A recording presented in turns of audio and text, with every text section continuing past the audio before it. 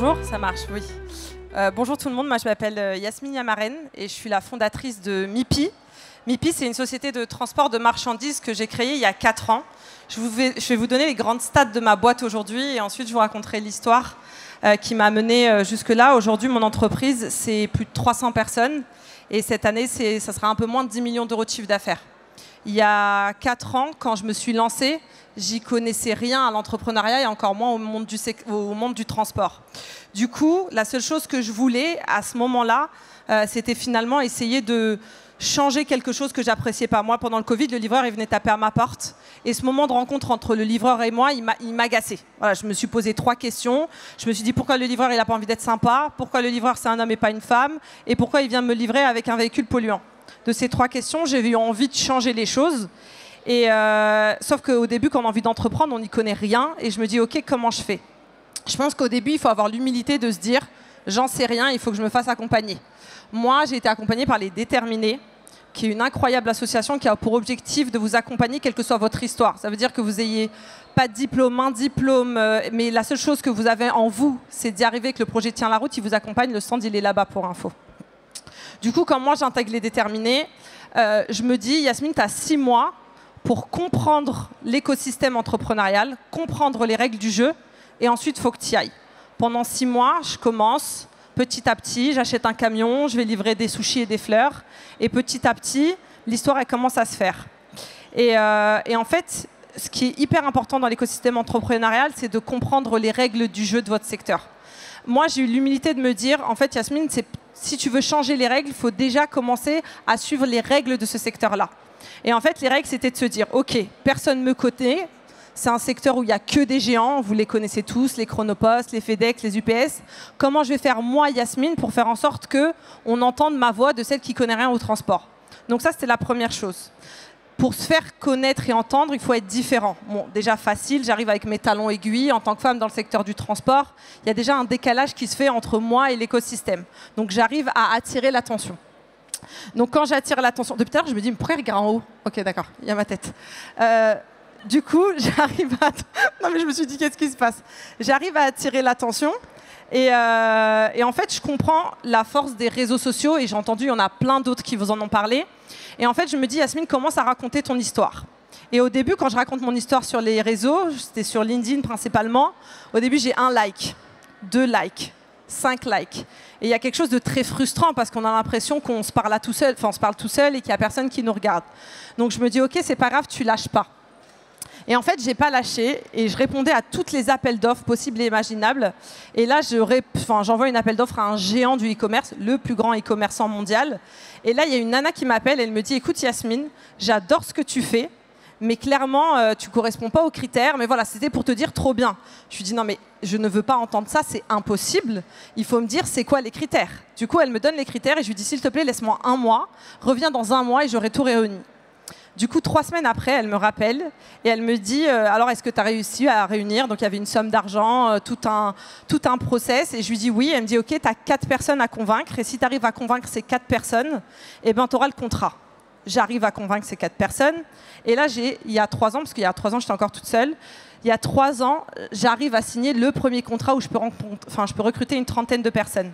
Et là, je me dis OK, Yasmine, jusque-là, tu as vendu quelque chose que personne d'autre ne faisait. Donc, il va falloir que ça soit exceptionnel et qu'on entende parler de toi. Et là, en fait, j'arrive à faire un truc qui est tellement différent. J'arrive, j'ai 15 hommes, 15 femmes, je mets en place une formation, tout un concept. Et là, les médias s'intéressent à l'histoire. Et en fait, je commence à tirer le fil. Premier média, deuxième média, troisième média, deuxième client, troisième client. Et je continue à tirer le fil. Je comprends ce qui fonctionne parce que, en tout cas dans un secteur, une fois qu'on a compris la pertinence et comment on va chercher l'attention, il faut reproduire ce schéma encore et encore. Et c'est ce qui a fait qu'il y a 3 ans, j'étais toute seule et aujourd'hui, il y a plus de 300 personnes qui travaillent tous les jours pour mon entreprise. Alors, est-ce que c'est facile? Pas du tout. Parce que souvent sur les réseaux, les gens voient les médias, les prix que je peux gagner et cette espèce de fame qu'il peut y avoir autour de moi et j'en suis fière et contente. Mais par contre, on ne voit pas les nuits où on ne dort pas, on ne voit pas la boule au ventre, on ne voit pas toutes ces choses qui se passent. Et l'objectif, c'est de vous dire que si vous voulez entreprendre, je ne sais pas si vous avez déjà créé, si vous avez l'envie de créer demain, c'est de vous dire que c'est difficile et que c'est OK. Mais je pense que le fait de ne pas en avoir confiance, c'est ça aussi qui aide à faire. C'est comme l'accouchement. Si on sait avant, quand la difficulté que c'est d'accoucher, c'est compliqué de se dire on va le faire. Ben, c'est pareil, accoucher d'une entreprise, c'est la même chose. C'est hyper intense, c'est beaucoup d'énergie. Donc si moi, les conseils que je peux vous donner, c'est que il faut écouter personne, mais en même temps comprendre l'écosystème. Et ça, c'est très complexe. Parce que moi, si j'avais écouté tout le monde, j'aurais rien fait du tout. Parce qu'on me dit, mais Yasmine, qu'est-ce que tu racontes? Tu connais rien au transport. Tu connais personne. C'est un secteur où c'est que des hommes. C'est que des gros. Et c'est que des gens qui sont plus âgés que toi. Donc, si je les avais entendus et écoutés, je me serais limitée et j'aurais rien fait. Ça, c'est la première chose. Ensuite, il faut aussi quand même avoir l'intelligence d'écouter. Pas d'écouter, mais de comprendre si on fait fausse route. Moi, je vois des amis en moi entrepreneurs, ça fait 3 ans, 5 ans, ils sont dans leur business, il n'y a pas forcément de chiffres, et il y en a qui ont du mal à se dire, mince, si ça ne fonctionne pas, s'il y a quelque chose qui ne va pas, est-ce que c'est mon produit? Est-ce que c'est mon service? Est-ce que c'est ma façon d'en parler? Est-ce que c'est ma cible? Donc, soyez quand même remplis d'humilité à vous dire, OK, je suis toujours à l'écoute. Moi, il y a un truc que je dis toujours, un entrepreneur, il vend. Si vous avez créé le truc le plus waouh, mais que ça ne se vend pas, bah, moi j'appelle ça un chef de projet, un chef de produit, mais pas un entrepreneur. Moi, celui qui vient taper à ma porte pour me vendre des pommes de terre, il y arrive. En fait, il a compris où était sa cible, où aller la chercher, et il arrive à faire du business. Donc en fait, il faut vous dire que entreprendre, c'est faire de l'argent. Et c'est OK. En France, on a un problème avec l'argent, mais en fait, c'est ça l'entrepreneuriat. C'est créer de la richesse, créer de l'emploi, créer une dynamique, permettre de faire avancer des choses. Donc il faut pas écouter, mais en même temps, il faut être sensible aux indicateurs qui arrivent, il faut être sensible à la croissance que vous pouvez faire, il faut savoir se dire « Ok, là je me plante et c'est pas grave, je tourne. Moi j'ai fait des choix. Pour l'instant, ils ont été très prometteurs et je suis super contente de ce qui se passe. Mais je ne suis pas à l'abri que demain, il y a un contrat qui se rompt, ça se passe mal, ça met en difficulté mon entreprise.